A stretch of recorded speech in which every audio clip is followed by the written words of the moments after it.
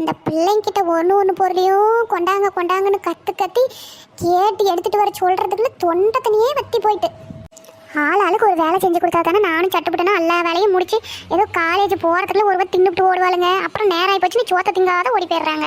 அப்புறம் அல்சர் வந்துருச்சு ஒவத்த வலிக்குதுன்னு அதுக்கு மாத்திரம் ஊசி அடுப்பு வேற சும்மா அம்பிட்டு நேரமாக எரிஞ்சிக்கிட்டே கிடக்கு. இந்த பிள்ளைங்களை அன்னாரத்துலேருந்து ஒரு வாழை சட்டி எடுத்துட்டு வான்னு சொல்லிக்கிட்டே இருக்கிறேன். ஏடி சந்தியா ஏம்மா இருமா வர்றேன். ஏக்கா நான் எந்திரிச்சு காஃபி குடிக்கிறதுக்குள்ளேயுமே நீங்கள் சாப்பாட்டு வேலை எல்லாமே முடிச்சுப்பிட்டீங்க. ஆமாம் நெட்டவலி, நீங்கள் தான் சப்பாத்திக்கு குருமாவே தான் வேணும்னு அந்த சின்னவை கேட்டா. சரி அதைத்தான் வைக்கலான்னா எங்கே உள்ளே போய் பூந்தவன் ஆளை காணும். சொல்லுமா என்ன வேணும்? எம்மாடி அந்த வாழை சட்டி மட்டும் போய் எடுத்துகிட்டு வந்தீங்கன்னா குழம்பு தாளிச்சு விட்டுனா கிழங்கு பாட்டுக்கு வெந்துட்டு கிடக்கு. அப்புறம் ரெடியான சாப்பிடுவீங்களே சப்பாத்தி சுட்டு போய் ஆறிட்டு கிடக்கு.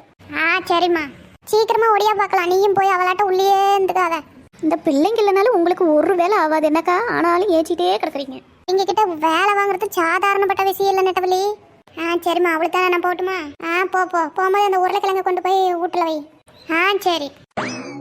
ஒரு வழியாக அந்த கிழங்கி சீவி எடுத்தாச்சு. இனிமேட்டுக்கு சின்னதாக கட் பண்ணி குழம்ப தாளிச்சு விட்டா அது பாட்டு கொடிச்சிட்டு கிடக்குது. அதில் எடுத்து கொட்டி கிழங்கு வெந்துச்சுன்னா வேலை முடிஞ்சிட்டு. ஏக்கா உங்களுக்கு விஷயம் தெரியுமா? என்னதுமா நெட்டவலி? காலையில் நல்ல தண்ணி எடுத்து விட்டாங்கல்ல, நம்மளுக்குலாம் பார்த்தீங்களா 5-6 குடம் கூட வரல. ஆமாம் நெட்டவலி, நான் கூட ஒரு 7-8 குடம் தான் பிடிச்சேன் பார்த்துக்க. அத்தாங்க நம்ம பக்கத்து வீட்டு அந்த மாலால அவன் மோட்டர் வச்சு இழுக்கிறாளாம். அதுதான் எல்லாம் கேட்குறேன்னு இருக்கிறாங்க. நாமளும் போகணும், இல்லைன்னா நம்ம மட்டும் கேட்கல தண்ணி மட்டும் பிடிக்கிறதுக்கு வராங்க அப்படின்னு நம்மளை ஒரு மாதிரி பேச்சுவாங்க. எல்லாம் சேர்ந்துக்கிட்டு கேட்கும் போது நாமளும் போகலாம்.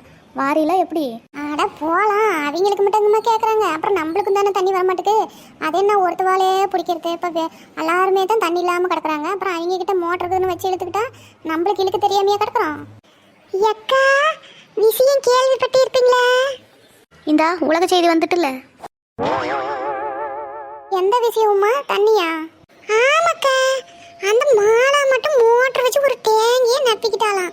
ஊரே அதே தான் பேச்சுக்கிட்டு நீங்கள் போய் கேட்கணும் தலைவர்கிட்ட சொல்லி அப்படின்னு இருக்கிறாங்க. நானும் போகிறேன் பார்த்துக்கிடுங்க, நீங்களும் வாரீங்களா? அதைத்தான் உமா இப்போ நெட்டவலையும் சொல்லிட்டு இருந்தா நாமளும் போகலாங்க. எல்லாருக்கும் தானே கேட்குறாங்க, நாம போவோமா இருந்தா எப்படின்னா சரி போயிட்டு வருவோம். ஒரு எல்லாத்துக்கும் தானே தண்ணி பிரச்சனை. அது என்ன ஒரே விட்டாரே பிடிச்சிக்கிட்டா எப்படி? அது கேட்காம விட்டா அப்புறம் 4 மணிக்கு எல்லாரும் அதே மாரியே பண்ணுவாங்கல்ல. ஆமாம், நானும் குடத்தை வச்சுக்கிட்டு நின்று 1 மணி நேரத்துக்கு 4 குடம் தண்ணி தாங்க பிடிச்சேன். குழந்தைங்க ஒன்றுக்கு போகுமா அவ்வளோ தண்ணி வந்து என்னைக்கு பிடிச்சிட்டு நம்ம என்ன வீட்டு வேலையெல்லாம் செய்யறது சொல்லுங்க. சரிலாவுமா புலம்பாத, போய் கேட்கலான்னு சொல்லிக்குதுல்ல. மதியானத்துக்கு மேலே போய் 2ல் 1 எல்லாரும் அவளுக்கு என்னன்னு கேட்டு வருவோம். இன்னுமே அவள் மோட்டரையே மறந்து போடுற அளவுக்கு பண்ணிட்டு வந்துடலாம். ஆமா நெட்டவல்லி, ஒருத்தர் தானே நாமளும் கண்டுக்காம கேட்காம விட்டோமா அப்படித்தான் அப்புறம் ஆளுக்கு ஆரம்பிச்சுக்கிடுவாங்க. அப்புறம் தண்ணி நாம தான் போய் பக்கத்து ஊருக்கும் தூரமாக மொண்டுட்டு கிடக்கணும். நேற்று அப்படித்தான் சுத்தமாக தண்ணி இல்லாமல் போயிட்டு நானும் சைக்கிளில் போய் 2 குடமா அங்கே பக்கத்து ஊரில் போய் பிடிச்சிக்கிட்டு வந்தேன். அங்கேயே கூட்டம் பார்த்துக்கிடுங்க. ஏவுமா அம்பிட்டு தண்ணி பிரச்சனையாக இருந்துச்சுன்னா நம்ம கிணத்துல தான் கிடக்குதுல்ல, வந்து மோண்டுக்கிட்டு போக வேண்டியதானே. குடிக்கிற தண்ணிக்கு மட்டும்தான் இதை பிடிச்சிக்கணும். மற்றபடி வீட்டுக்கு போகிறங்கிறதுக்கெல்லாம் நீ நம்ம கிணத்துல வந்து பிடிச்சிக்கிட்டு போக நாம் என்ன வேணான்னு சொல்கிறோம். நாங்கள் என்னத்துக்கு பக்கத்து ஊருக்கு போயிட்டு கிடக்கணும்? இந்த அருக்கு ஒரு வயலை தாண்டினா நம்ம கிணறு தொட்டி கிடக்குது.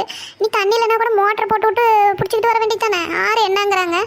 அதுக்கு இல்லைக்கோ, உங்கள் மாமியா எதனா ஏச்சுன்னு தான் பயம் பார்த்துக்கிடுங்க. நீங்கள் இருந்தீங்கன்னா ஒன்றும் பிரச்சனை இல்லை, மோண்டுக்கிட்டு வந்துடுவேன். அவங்க தான் எதனா சொல்லிவிட்டாங்களே சங்கட்டமாக போயிடும்ல. ஐயே பச்சை தண்ணிக்கெலாம் அவங்களும் ஒன்றும் சொல்ல மாட்டாங்க. தண்ணி இல்லைன்னா அவங்களே மோட்டர் போட்டு விடுவாங்க. அது மற்ற விஷயத்துக்கு தான் ஏச்சுவாங்க, இதுக்கு தண்ணிக்கெலாம் ஒன்றும் சொல்ல மாட்டாங்க. சரிக்கா, இன்னமே தண்ணி இல்லைன்னா அப்படித்தான் வந்து பிடிச்சிக்கிறேன். அதெல்லாம் எம்பிட்டு வேணுமோ மொண்டுக்கிட்டு போகுமா, அதெல்லாம் ஒன்றும் ஏற்ற மாட்டாங்க. சரிக்கா நானும் இதைத்தான் சொல்லிவிட்டு போகலான்னு ஓடியாந்தேன். வீட்டில் போட்டது அப்படியே கிடக்கு. நானும் மதியானம் போகிறதுக்குள்ள எல்லா வேலையும் போய் முடிச்சு போட்டு வாரேன். சரி உமா. ஏக்கா அது என்ன கறியா இம்புட்டு நேரமாக வேக வச்சுக்கிட்டு கிடக்குறீங்க? ஆமாம் பாத்தியா, உங்ககிட்ட பேச்சுக்கிட்டே அதை கவனிக்காமல் விட்டுட்டேன். நல்லா வெந்துட்டு நானும் இறக்கி வச்சுட்டு வாரேன் இரு.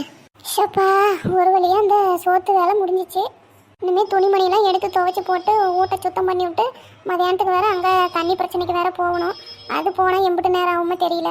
அந்த அடுப்பு அமுச்சு போடுங்க, அது பாட்டுக்கு எரிஞ்சிக்கிட்டே இருக்குது வேறு அடுப்பு. ஆமாம் பார்த்தியா, அதை கவனிக்காமல் விட்டுட்டேன்.